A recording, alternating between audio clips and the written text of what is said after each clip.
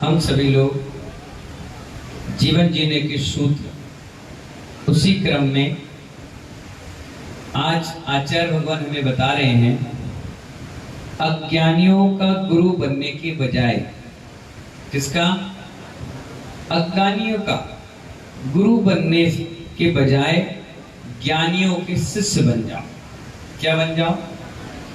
आचार्य सीधी सीधी हमारी लौकिक भाषा में बात बता रहे हैं, 100 सुनार की और 100 सुनार की लगाने से अच्छा एक लोहार की लगा लो। अज्ञानियों के गुरु बनने से, यानी जिनको ज्ञान ही नहीं, 2 पैसे का ज्ञान नहीं है, बिल्कुल अज्ञानता भरी हुई है, चमचों के बीच बैठ गए, वाह वाह कर रहे, आपका नाम ले रहे, आपकी ख्याति बढ़ा रहे हैं और लोगों के बीच बैठ रहे, उनका गुरु बनने से अच्छा है कोई ज्ञानी विद्वान पंडित अच्छा व्यक्ति कोई हो, या कोई निर्गत ऐसे साधु जो अच्छे ज्ञानी हो, चर्यावान हो, उनका शिष्य बनकर जीवन बिता लो।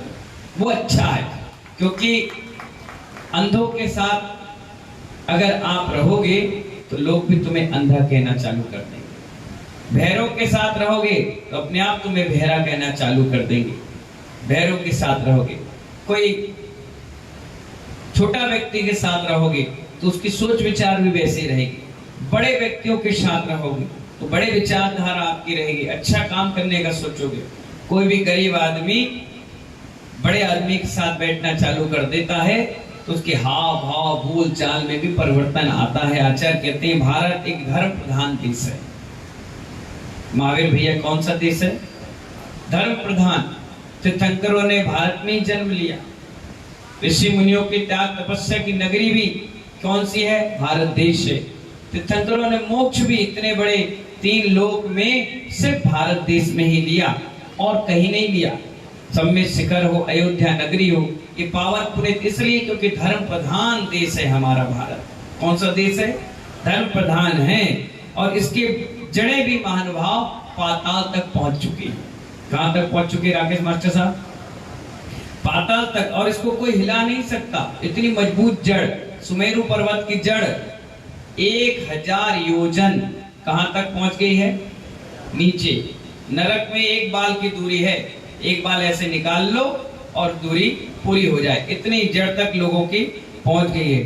धर्म के 2 अंग हैं, आचार्य महाराज बता रहे हैं। एक निश्चय धर्म है और दूसरा व्यवहार धर्म है। कौन सा धर्म है कल्ले भैया? निश्चय और व्यवहार, 2 धर्म है। निश्चय धर्म आत्मा का विषय को बात करता है। किसके विषय को बात करता है? राजेंद्र महाकाल आत्मा के विषय पे बात करता है। और स्व कल्याण के लिए भगवान का नाम जप लो, जाप कर लो, स्तुति पढ़ लो, भक्ति कर लो, आराधना कर लो, त्याग तपस्या कर लो। जो व्यक्ति सवेरे उठकर नहा धोकर भगवान का नाम ले लेता है, स्तुति कर लेता है, वो अपने कल्याण के लिए, उन्नति के लिए काम कर लेता। आचार्य कहते हैं वो व्यवहार है, और जो अपनी आत्मा में निश्चय में उतर जाता है वो निश्चय है।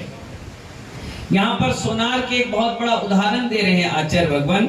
सोनार सोने को तपाकर, आग में बहुत तपाकर उसकी कालीमा में से जो भी गंदगी है वो निकाल देता है, सुंदर प्योर सोना बना लेता है। और वो सोना सांचे में डालकर सुंदर आकृति देने के बाद ऐसे लोगों को पहनाता है जो सुंदर दिखते हैं। कुरूप काले कलूटे लोगों को सोना नहीं पहनाता। आप शोरूम में जाओ तो कैसे लोग वहां पर खड़े रहते हैं पहनकर, सुंदर सुंदर रूपवान लोग उसको पहनकर उसके एडवर्टाइजिंग करते हैं। काले कलूटे लोगों को नहीं पहनाते। अच्छे सुंदर, चेहरा भी सुंदर दिखना चाहिए, तब जाकर गोल्ड या डायमंड बिकता है। आचार्य भगवान कह रहे जब सोने को आग में तपाकर सांचे में डालकर उसका गहना बना देता है सोनार, तो लोग उसे गले में पहनते हैं। इसी तरह जो महासभ्य लोग हैं, कौन से प्रेमचंद जी?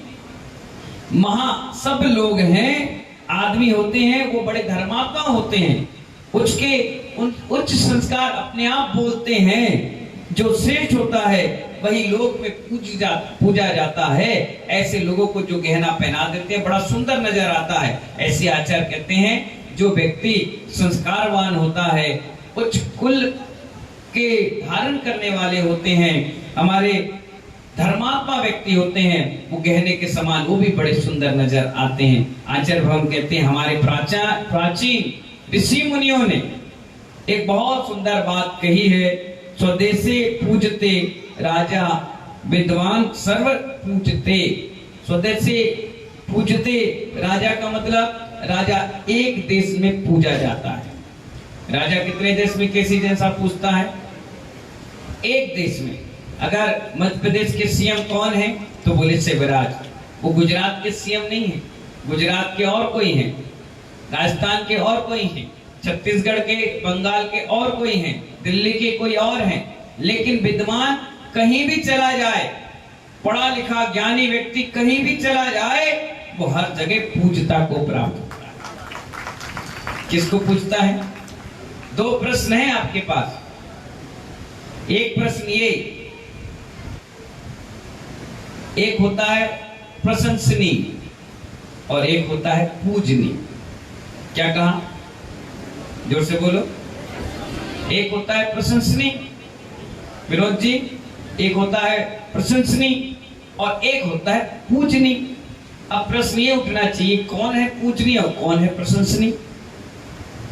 विद्वान जितने भी आएंगे, पंडित जी जितने भी आएंगे, जितने भी लोग स्वाध्याय की वाचना के लिए, कार्यक्रम के लिए, प्रतिष्ठाओं के लिए आएंगे, वो प्रशंसनीय है और निर्गंथ साधु पूजनीय है। क्या कहा रामजी लाल जी? विद्वान प्रशंसनीय है क्योंकि वो ज्ञान अर्जन करके लोगों को ज्ञान पहुंचा रहे हैं, वो पूजनीय नहीं है। इसलिए आचार्य कहते हैं मुनियों के चरण आचरण पूजनीय है और विद्वान का ज्ञान प्रशंसनीय है। वो पढ़ रहे हैं, ज्ञान अर्जन कर रहे हैं, जहां निर्गंथ साधु नहीं पहुंच पा रहे वहां पहुंच करके धर्म का डंका बजा रहे हैं, खूब प्रभावना कर रहे हैं, विधान से, पूजा से, पाठ से, व्यवस्थाओं से, कई चीजें ऐसी विद्वान करवा रहे हैं, वो प्रशंसनीय है, पूजनीय नहीं।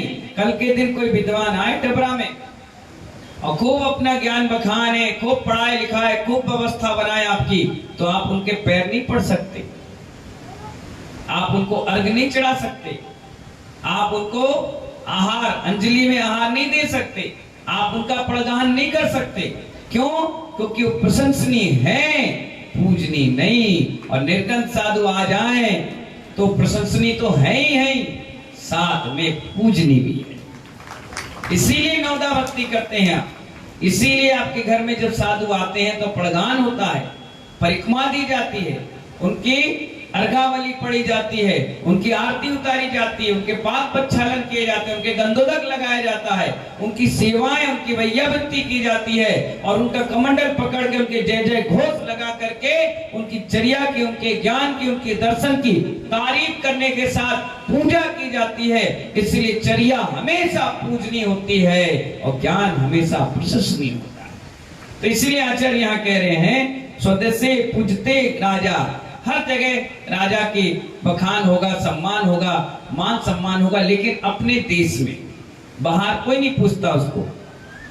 यहाँ जितनी व्यवस्थाएं मिल जाएंगी अन्य देशों में नहीं मिलेंगी, लेकिन विद्वान ऐसा है, हर जगह उसकी प्रशंसा होती है, हर जगह उसका सम्मान बहुमान होता है, हर सभा में आकर के वो बैठते हैं। क्योंकि आचार्य भगवान कहते हैं यहाँ पर कि उच्च कोटि का जो विद्वान होता है उसकी तपस्या का कोई अंत नहीं होता।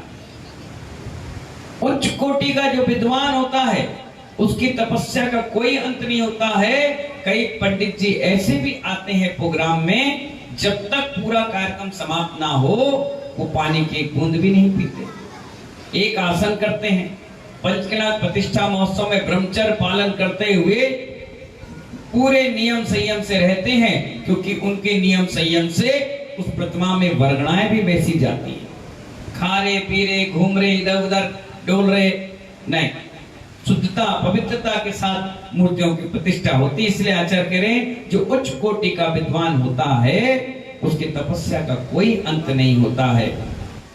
माँ अपने बच्चे को 9 महीने पेट में रखती है, माँ अपने बच्चे को 9 माह पेट में रखती है महानुभाव, उसकी भी तपस्या का कोई अंत नहीं है। इसलिए तो इतना माँ अपने बच्चों पर उपकार करती है, बाकी सब बच्चे पर गुरु उपकार करते हैं।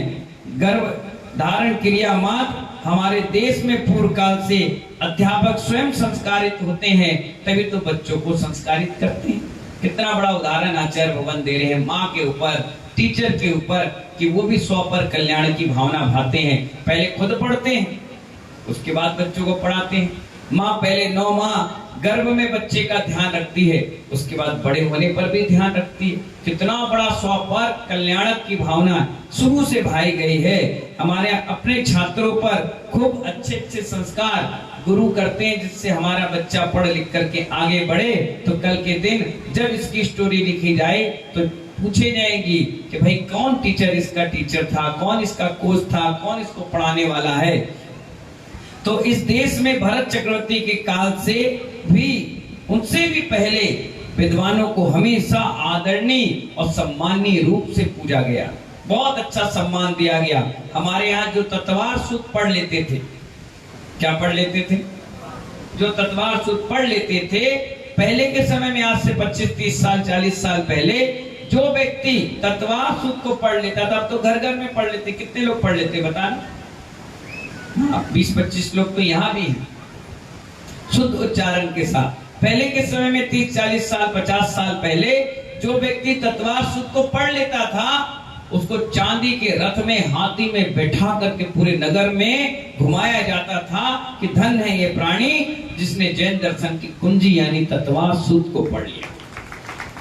जो व्यक्ति सम्यक शिखर की यात्रा करके लौटता था, कपूरे दादा क्या करके, सम्यक शिखर शाश्वत मधुबन ऐसी जगह से जब यात्रा करके लौटता था महानुभाव, तो उसके घर में जाने से पहले बलुआ होते थे, टीका होते थे, सिरपल और पैसे और द्रव्य सामग्री दी जाती थी, और व्यक्ति भी पूरे परिवार के पैर पड़कर क्षमा मांगता था कि देखो मैं वापस आ जाऊं तो ठीक, नहीं तो गया। और बैलगाड़ी में बैठ जाते थे, साथ में कुछ सामान रख लेते थे, और धीरे धीरे पूरी तीर्थ बंदना करते हुए आराम से सम्यक शिखर जाने के बाद जब कई वापस लौटते थे, तो मैंने भी अपनी आंखों से देखा है 24-25 साल 30 साल पहले बुजुर्ग जब वापस आते थे तो लोग गाड़ियों पे बैंड बाजा लेकर जाते थे, माला लेके जाते थे, और बैंड बाजे के साथ रिक्शे में, घोड़े में उनको लेकर आते थे, और उनके पैर धोकर उनकी सेवा करते थे कि आप ऐसे पर्वत को पूज करके आए हो जिसपे अनंतानंद सिद्ध परमेष्टि मोक्ष गए। आपकी वर्गणाएं कितनी पवित्र हैं, आपके भाव कितने उज्जवल हैं कि आपने नरक और पशु गति से मुक्ति प्राप्त कर ली, इतना बड़ा पुण्य करके गए। लेकिन आज तो 2 दिन 3 दिन में आदमी यूं गया और यूं आया। कल ही एक व्यक्ति ने सिरपल चढ़ाया, आज शाम के हमें मिल गया, बोला अरे तुम तो सम्यक शिखर, अरे फ्लाइट का जमाना, अरे मैं अब भाव कहाँ रह गए? पहले व्यक्ति पैदल जाता था, बैलगाड़ी में जाता था, रास्ते भर नियम संयम से रहता था। आज देखिए सम्यक शिखर जाएगा तो वहीं कोल्ड ड्रिंक पिएगा, सम्यक शिखर जाएगा तो वहां भी एसी कूलर पंखे की जुगाड़ में लगेगा, बड़े बड़े तीर्थों पर जाएगा तो 5 स्टार होटलों में खाना खाएगा। अरे ये तो छोड़ो, जब सम्यक शिखर के पर्वत पर कोई व्यक्ति गुटखा और सिगरेट पी लेता है तो हंसी आती, कैसे तुम जैन हो? वही खा रहा है, वही नहा रहा, वही सब काम करके आ रहा है। कण कण बड़ा पवित्र है महानुभाव, कण कण। हमारी हिम्मत कैसे हो जाती है हम ऐसे काम कर ले? इसलिए आचार्य भगवान बता रहे हैं कि हमें अज्ञानियों का गुरु बनने से अच्छा है ज्ञानियों का शिष्य बन जाओ। कम से कम जीवन तो सुधर जाएगा। गलत कार से तुम्हें रोकेंगे, टोकेंगे, टोकना कोई बुरी बात थोड़ी ना है, आपके लिए अच्छा संकेत है। कोई अगर कोई गलत काम कर रहा है, किसी ने रोक दिया, टोक दिया, तो उसका धन्यवाद देना चाहिए कि आपने हमें सही समय पर टोक दिया। नहीं तो अगर मैं गलत रास्ते में चला जाता तो मेरा जीवन मेरे परिवार के साथ बदनाम हो जाता। कभी भी जीवन में कोई रोके टोके तो उसे बुरा मानने की आवश्यकता नहीं है, उसको धन्यवाद देना कि अच्छा है मेरे माता पिता के साथ साथ आपको मेरी चिंता भी तो होती है। अपने बच्चों को छोड़कर आप मेरे ऊपर पूरा फोकस कर रहे हैं, इसलिए आपका धन्यवाद। यहाँ तक कि आप तो ग्रस्त हो, हम तो उपाध्याय परमेष्टि के रूप में बैठे हैं। हमसे भी कोई कह देता है कि महाराज जी ऐसा नहीं, अपन ऐसा कर लें, मैंने कहा बहुत बढ़िया, बहुत बढ़िया। करो करो, बहुत अच्छे से करो। आपको बुरा नहीं लगा? मैंने कहा ना मैं बुरा खाऊं, ना मैं बुरा सुनूं और ना मैं बुरा देखूं। मुझे क्या अच्छी बात है, तुम करोगे तो मेरा ही तो नाम होगा। बाहर जाकर, डबरा के बाहर जब आप जाओगे तो क्या कहोगे? डबरा में ऐसा हो रहा है। तो डबरा में कौन बैठा हुआ है? हम ही तो बैठे हैं, चाहे अच्छाई में चाहे बुराई में। नाम किसका होगा? हमारा ही होगा।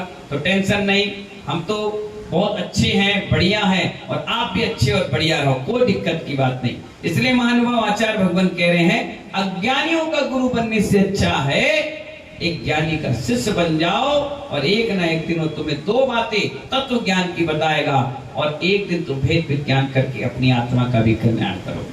इसलिए आचार्य कहते हैं कि अज्ञानियों की भीड़ लगाने से कोई आवश्यकता नहीं, अज्ञानियों की भीड़ लगाने से कोई आवश्यकता नहीं। क्वालिटी मेंटेन रखो, क्वांटिटी पर ध्यान मत दो। शेर अकेला होता है जंगल में, लेकिन राजा होता है, और गीदड़ हजार होते हैं, चिल्लाते रहे करते रहे, उससे उसको कोई फर्क नहीं पड़ता। वो एक दहाड़ लगाता है तो सब भागते फिरते हैं। इसलिए साधु सिंह व्यक्ति की तरह रहता है, अकेला है कोई दिक्कत नहीं, कोई परेशानी नहीं, लेकिन महानुभाव वो सिंह व्यक्ति की तरह ही रहेगा, गीदड़ व्यक्ति की तरह नहीं लेगा। इसलिए आचार्यों ने कहा, अज्ञानी शिष्यों की मंडली बनाने से अच्छा है एक ज्ञानी गुरु को बना लो, और उनके बीच बैठ करके अपने जीवन की तपस्या को अंत तक ले जाओ, और एक ना एक दिन वो तुम्हारी उस पचरंगे झंडे की तरह तुम्हारी ख्याति नाम चारों तरफ पहुंचा देगा। जिस प्रकार चंद्रगुप्त मुनिराज ने एक ज्ञानी गुरु बना लिया, आचार्य कौन से?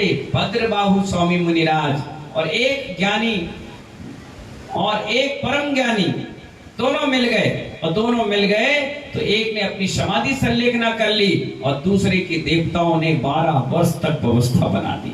इतना गजब की गुरु भक्ति उन्होंने की। इसलिए महानुभाव अज्ञानियों की भीड़ मत बुलाओ। कई बार आता हूं मैं ना, क्लास पढ़ाता हूं, 2 लोग बैठे, 4 लोग बैठे, कोई लोग कहते भी अभी 2-4 लोग को आ जान दो। मैंने कहा आने का इंतजार मत करो, तुम तो चालू हो जाओ। बोले क्यों? मैंने कहा मुझे मालूम है भीड़ से कोई काम नहीं होने वाला, गिनती के आदमी चाहिए, वही काम करते हैं।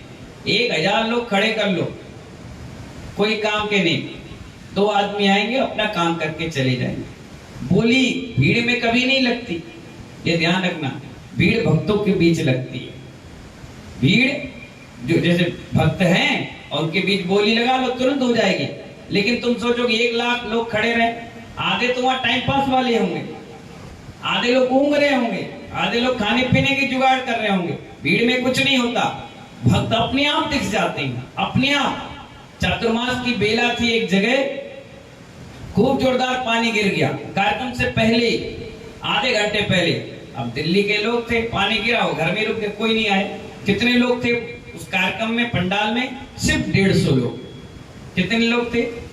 150 लोग। और बोली लग गई खूब जोरदार, सब हो गया काम बढ़िया, फ्री। दूसरे दिन गुरु पूर्णिमा मनाई तो पूरा पंडाल हाउसफुल, बिल्कुल बढ़िया ठठाठस, और बोली लगी 10,000। कमेटी बोली इससे अच्छा कल ही बढ़िया थे, भीड़ कम थी, पैसा बहुत आ गया। आज भीड़ बहुत है, पैसे कछु नहीं आया। मैंने कहा महानुभाव, पुणात्मा जीव, भाग्यशाली जीव, सौभाग्यशाली जीव ही इस कार्य को करते हैं। बैठे बिठाए कमरे में सब काम हो जाए, बाहर आने की भी जरूरत ना पड़े। इसलिए आचार्य भगवान कह रहे, अज्ञानियों की भीड़ मत बुलाओ, एक ज्ञानी आ जाएगा, सबको ज्ञानी कर जाएगा। इसलिए आचार्य भगवान कह रहे हैं हमारे कि आचार्य शांति सागर जी महाराज बहुत बड़े राजघराना के थे, बहुत बड़े अच्छे पैसे वाले परिवार के थे, बहुत बड़े त्यागी थे, और वो हमेशा अपने माता पिता से कहते थे मुझे दीक्षा लेना है। क्या कहते थे? दीक्षा लेना है कहते थे जन्म से।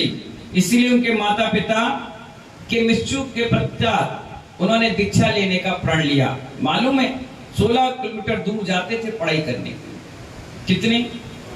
16 किलोमीटर जाते थे पढ़ने के लिए, और 16 किलोमीटर वापस आते थे। कई बार वहां पर लेट भी हो जाते थे, डांट भी पड़ती थी। और उनकी बहन थी, बहनोई थी, उनकी बड़ी इच्छा हुई कि दीक्षा लेना है, दीक्षा लेना है। तो उन्होंने अपने बहन बहनों से बातचीत करी, कि भैया मुझे दीक्षा लेना है।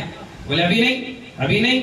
अब लेकिन वो गए अपने गुरु के पास। उन्होंने कहा ठीक है ले लो, पर अपने घर में पूछना पड़ेगा।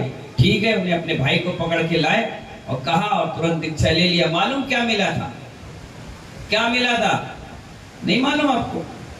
इस पिच्छी के में से एक पंख का टुकड़ा, एक पिच्छी के रूप में, और जो लोटा होता है उसमें रस्सी बांधकर कमंडल। बोले हो गई दीक्षा, जाओ। कितने महान आचार्य बने। अगर तुमसे कहा जाए दीक्षा हो रही है तुम्हारी, तो पहले तो तुम ब्यूटी पार्लर में तैयार होके आओगे, दूल्हा बन के आओगे, बैंड बाजा बजाओगे, दुनिया भर में पोस्टर लगाओगे, वीडियो बनाओगे, बिनौली करवाओगे। बढ़िया कमंडल चाहिए, अच्छी पिच्ची होना चाहिए, ऐसा पंख होना चाहिए, ऐसा बढ़िया ये वो, दुनिया भर के पता नहीं क्या क्या दिमाग रख के काम करोगे। देखिए कितने बड़े। इसलिए मैंने कहा अज्ञानियों की भीड़ लगाने से कुछ नहीं होने वाला, एक ज्ञानी काफी और काम कर जाएगा। और इतने बड़े महान आचार्य को एक पंख तोड़ा गया, पकड़ा दिया गया। लो मार्जनी तो करना है, ले लो पिच्छी, ये लो लोटा का रस्सी बांधे और पकड़ा दिए कमंडल, शौच उपकरण, जाओ क्षुल्लक हो गई दीक्षा, जाओ भागो यहाँ से। और ऐसे महान आचार्य बने, कितने बड़े महान आचार्य बने।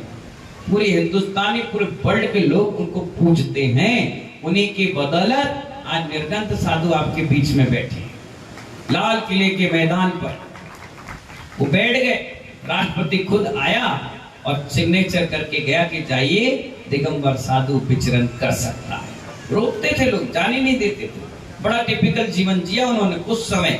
और ऐसी चारित्र के धनी थे कि एक शहर का गुंडा व्यक्ति, बिल्कुल उस समय उसके नाम चलता था, वो देख करके इतना प्रभावित हुआ कि उसने मुनि दीक्षा ले ली। शहर का गुंडा व्यक्ति, जैसे इस मोहल्ले में अगर वो रहता है तो इस मोहल्ले में महिलाएं नहीं आती थी, उठा के ले जाता था। कोई सेठ साहूकार नहीं आता था, खींच लेता था, इतना गुंडा आदमी था। और जब वो बिहार करके जा रहे थे तो 20-25 लोग साथ में चल रहे थे, तो 2-4 लोगों ने कहा महाराज जी इस गली से मत जाओ। बोले क्यों? अरे नहीं यहाँ माहौल सही नहीं है। तो महाराज बोले नहीं हम तो जाएंगे। तो बोले ठीक है आप जाओ। तो धीरे धीरे पीछे सब भाग गए, कोई नहीं बचा। कमंडल वाला भी महाराज को कमंडल पकड़ाया, भाग गया डर के मारे कहीं पकड़ ना ले। और जब वो निकले तो आदमी खड़ा था, वो घूर रहा था। महाराज ने कुछ बोले नहीं, सीधे निकल गए। वो महाराज के पीछे पीछे चला गया। जब वो अपने स्थान पर पहुंच गए तो पूछा आपको मुझसे डर नहीं लगा? बोले क्यों डरे तुमसे, तुम हो कौन?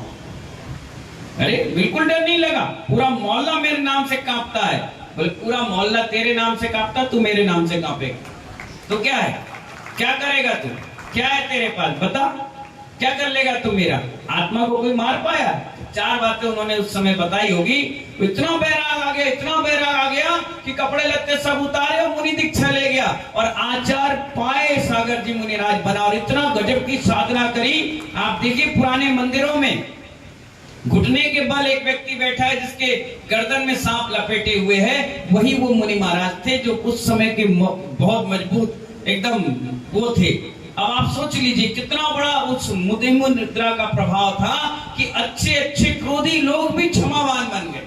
सब कुछ छोड़ छाड़ कर वो दीक्षा ले लिए, जबकि उन्होंने कुछ नहीं कहा कि ना पुचकारा, ना गिफ्ट दी, ना हाथ पकड़ा, ना बुलाया, ना नाम लिया, ना मान सम्मान किया।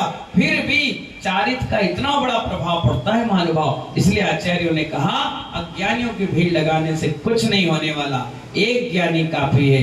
एके साधे सब सदे, एके साधे सब सदे और काम हो जाता है। इसलिए महानुभाव आज जीवन जीने के सूत्र में यही आपको आशीर्वाद है। समय आपका हो रहा है, इसलिए जय बोले महावीर भगवान की